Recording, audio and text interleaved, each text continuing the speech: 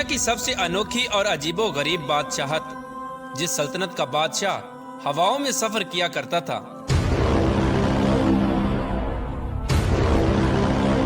اور ایک ایسی حسین و جمیل ملکہ جو جنات کی اولاد میں سے تھی۔ یہ اپنی سلطنت کی سب سے خوبصورت شہزادی تھی، جس کی قوم آگ اور سورج کی پوجا کیا کرتی تھی۔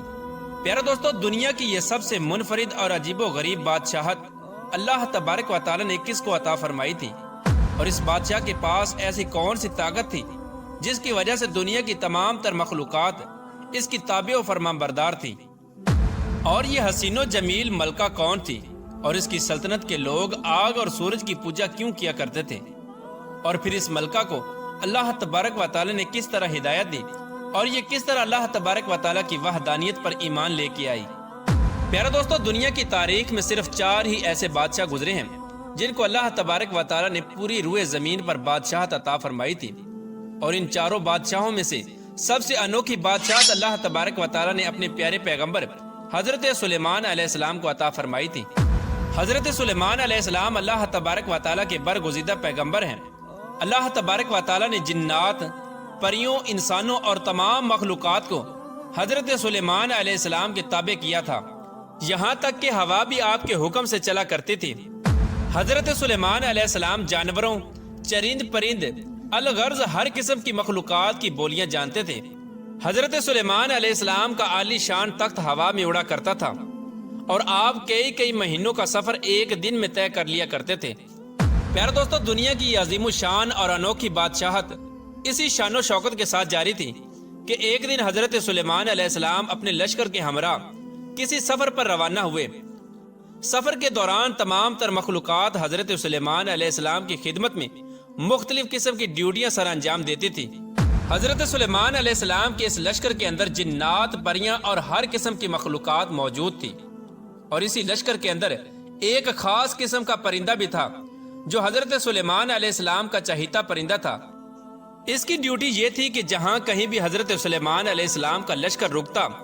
تو یہ پرندہ حضرت سلیمان علیہ السلام کے لیے زمین کے اندر سے پانی تلاش کرتا تھا، تاکہ حضرت سلیمان علیہ السلام اس پانی سے وضو فرما سکے اور اس پانی سے باقی تمام تر ضروریات کو پورا کیا جا سکے۔ یہ پرندہ، جس کا نام ہدہد تھا، اس کی نظر کے اندر اللہ تبارک و تعالی نے اس قدر طاقت رکھی تھی کہ یہ پرندہ ہوا میں اڑتے ہوئے زمین پر نگاہ کر کے پانی کو تلاش کر لیتا تھا، اور جہاں کہیں بھی پانی موجود ہوتا وہیں پر حضرت سلیمان علیہ السلام کا لشکر پڑاؤ کرتا۔ حضرت سلیمان علیہ السلام کے پاس ایک ایسی انگوٹھی تھی جس کے اوپر اللہ تبارک و تعالیٰ کا اسم اعظم کنندہ تھا،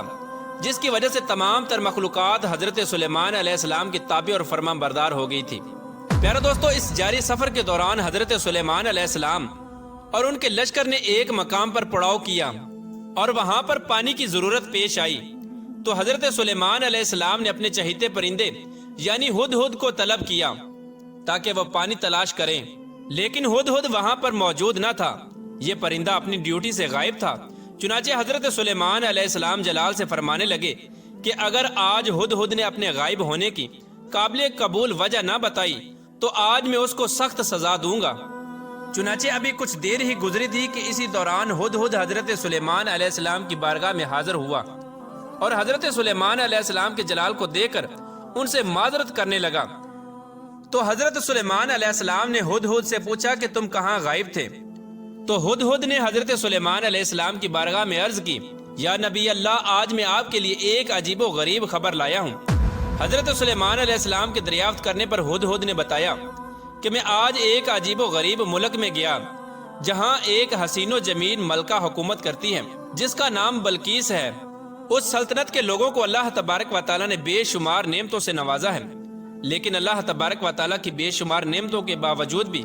وہ لوگ آگ اور سورج کی پوجا کرتے ہیں، اور اس خوبصورت حسین و جمیل ملکہ بلقیس کا ایک عالی شان تخت بھی ہے جو 30 گز لمبا اور چوڑا ہے، جس پر خوبصورت ہیرے، موتی اور جواہرات جڑے ہوئے ہیں۔ ہدہد نے حضرت سلیمان علیہ السلام کی بارگاہ میں عرض کی، یا نبی اللہ، ان تمام تر نعمتوں کے باوجود شیطان نے ان لوگوں کو برے اعمال کے اندر مبتلا کیا ہوا ہے، اور وہ لوگ اللہ تبارک و تعالیٰ کی وحدانیت کو چھوڑ کر شرک کے اندر مبتلا ہیں، اور پوری قوم گمراہی کے اندھیرے میں ڈوبی ہوئی ہے۔ چونکہ حضرت سلیمان علیہ السلام اللہ تبارک و تعالیٰ کے برگزیدہ پیغمبر تھے، جب انہوں نے یہ بات سنی کہ وہ قوم اللہ تبارک و تعالیٰ کے سوا کسی اور کی پوجا کرتی ہے، تو حضرت سلیمان علیہ السلام نے ان کو دعوت حق دینے کا فیصلہ کیا اور اس ملک کی ملکہ کے نام ایک خط لکھا۔ اس خط کے اندر حضرت سلیمان علیہ السلام نے تحریر فرمایا کہ حضرت سلیمان علیہ السلام کی طرف سے یہ عزت والا خط ملکہ بلقیس کے نام۔ انسان کو اپنی طاقت اور قوت پر ہرگز ناز نہیں کرنا چاہیے، بلکہ اللہ تبارک و تعالیٰ کی وحدانیت کے حضور جھک جانا چاہیے۔ حضرت سلیمان علیہ السلام نے اس خط کو تحریر کر کے ہدہد کے حوالے کر دیا اور ہدہد کو یہ حکم دیا کہ یہ خط ملکہ بلقیس تک پہنچا دے۔ چنانچہ حضرت سلیمان علیہ السلام کا حکم پاتے ہی حضرت سلیمان علیہ السلام کا وہ خط لے کر ہدہد اڑتے ہوئے ملکہ بلقیس کے محل میں جا پہنچا۔ ملکہ بلقیس اس وقت اپنے عالی شان محل کے اندر آرام فرما رہی تھی۔ ہدہد روشن دان کے رستے سے ملکہ بلقیس کے محل میں داخل ہوا اور حضرت سلیمان علیہ السلام کا وہ خط ملکہ بلقیس کے سینے پر رکھ کر واپس نکل آیا۔ چنانچہ ملکہ بلقیس کی جب آنکھ کھلی تو وہ یہ خط دیکھ کر پریشان ہو گئیں۔ جب انہوں نے خط پڑھا تو اپنے حواریوں سے حضرت سلیمان علیہ السلام کے بارے میں دریافت کرنے لگی کہ یہ کون سا بادشاہ ہے اور کہاں کا رہنے والا ہے۔ چنانچہ درباریوں نے ملکہ بلقیس کو بتایا کہ حضرت سلیمان علیہ السلام بہت ہی طاقتور اور جلیل القدر بادشاہ ہیں، جو خود کو اللہ تبارک و تعالیٰ کا پیغمبر کہتے ہیں اور لوگوں کو دین حق کی طرف بلاتے ہیں۔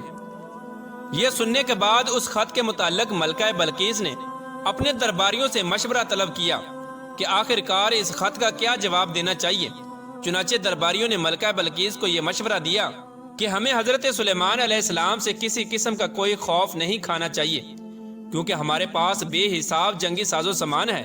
اگر انہوں نے ہمارے ملک پر حملہ کیا تو ہم بھی ڈٹ کر مقابلہ کریں گے۔ اس کے باوجود جو آپ مناسب سمجھیں وہ فیصلہ آپ خود کر لیں۔ اس طرح ملکہ بلقیس نے درباریوں کی تجاویز سن کر کہا کہ بے شک ہم طاقتور قوم ہیں، لیکن کسی معاملے کا یہ حل نہیں کہ فوراً جنگ کے لیے تیار ہو جانا چاہیے۔ چنانچہ اس کے بعد ملکہ سبا نے اپنے درباریوں کے ہاتھوں حضرت سلیمان علیہ السلام کی طرف بیش قیمت تحفے بھیجے، اور ان بیش قیمتی تحفوں کا حقیقی مقصد یہ تھا تاکہ حضرت سلیمان علیہ السلام کی نبوت کا حقیقی طور پر اندازہ لگایا جا سکے کہ وہ واقعی اللہ تبارک و تعالیٰ کے ایک سچے نبی ہیں یا محض ایک بادشاہ ہیں۔ اگر تو وہ اللہ تبارک و تعالیٰ کے سچے نبی ہوئے تو وہ ان تحفوں کو قبول نہیں کریں گے، کیونکہ اللہ تبارک و تعالیٰ کا نبی ان چیزوں سے بے نیاز ہوتا ہے، اور اگر وہ ایک محض بادشاہ ہوا تو وہ ان تحفوں کو قبول کر لے گا۔ چنانچہ اس طرح ملکہ سبا کا حکم پا کر چند درباری بیش قیمت تحائف کے ساتھ حضرت سلیمان علیہ السلام کی بارگاہ میں حاضر ہوئے، اور حضرت سلیمان علیہ السلام کی بارگاہ میں وہ تحفے پیش کیے تو حضرت سلیمان علیہ السلام نے ان تحفوں کو قبول کرنے سے انکار کر دیا، اور حضرت سلیمان علیہ السلام نے ارشاد فرمایا کہ تم لوگ جن تحفوں کے ذریعے مجھے بہلانے کے لیے آئے ہو، ان سے بھی زیادہ نعمتیں اللہ تبارک و تعالیٰ نے مجھے عطا کر رکھی ہیں، اور ان تحائف سے کہیں زیادہ اللہ تبارک و تعالیٰ نے مجھے مال و دولت عطا فرمایا ہے۔ میرے نزدیک دنیا کے مال و دولت کی کوئی حیثیت نہیں، اور مال و دولت کو جمع کرنا میرا مقصد نہیں، بلکہ میرا مقصد اللہ تبارک و تعالیٰ کے کلمہ حق کو بلند کرنا ہے، اور میری یہ خواہش ہے کہ تمام لوگ اللہ تبارک و تعالیٰ کے احکامات کی پیروی کریں اور اللہ تبارک و تعالیٰ کی وحدانیت کو قبول کر کے اللہ تبارک و تعالیٰ کی عبادت کریں۔ اس طرح حضرت سلیمان علیہ السلام نے ان درباریوں سے کہا کہ ملکہ بلقیس سے جا کر کہیں کہ اللہ تبارک و تعالیٰ کی وحدانیت پر ایمان لے آئے اور میرے دربار میں حاضر ہو جائے۔ اگر ان لوگوں نے ایسا نہ کیا تو میں ضرور ان لوگوں کے ساتھ جنگ کروں گا۔ حضرت سلیمان علیہ السلام کا یہ جواب سن کر وہ درباری واپس لوٹ گئے اور جا کر ملکہ بلقیس سے حضرت سلیمان علیہ السلام کی شان و شوکت کے بارے میں بتایا۔ ان درباریوں کی یہ بات سن کر ملکہ بلقیس بہت ہی زیادہ فکر مند ہوئیں اور ایک بہت بڑے لشکر کو لے کر حضرت سلیمان علیہ السلام کی طرف روانہ ہو گئیں۔ ادھر جب حضرت سلیمان علیہ السلام کو ملکہ بلقیس کی آمد کا علم ہوا تو حضرت سلیمان علیہ السلام نے اپنے تمام درباریوں سے پوچھا کہ تم میں سے کون ہے جو ملکہ بلقیس کا تخت ملکہ بلقیس کے پہنچنے سے پہلے پہلے یہاں پر لا سکتا ہے؟ تو اس وقت حضرت سلیمان علیہ السلام کی محفل میں موجود ایک جن نے کہا کہ حضور، میں دربار کا وقت ختم ہونے سے پہلے پہلے ملکہ بلقیس کے تخت کو آپ کی خدمت میں لا سکتا ہوں۔ تو حضرت سلیمان علیہ السلام نے فرمایا کہ نہیں، مجھے ملکہ بلقیس کے آنے سے پہلے پہلے وہ تخت چاہیے۔ حضرت سلیمان علیہ السلام کی یہ بات سن کر تمام درباری خاموش ہو گئے۔ اس وقت آپ کی محفل میں موجود اللہ تبارک و تعالیٰ کے ایک برگزیدہ بندے جن کا نام عاصم بن برکھیا تھا، انہوں نے کہا کہ حضور اگر آپ کی اجازت ہو تو آپ کے پلک جھپکنے سے پہلے میں وہ تخت آپ کی خدمت میں حاضر کر سکتا ہوں۔ چنانچہ حضرت سلیمان علیہ السلام کے پلک جھپکنے سے پہلے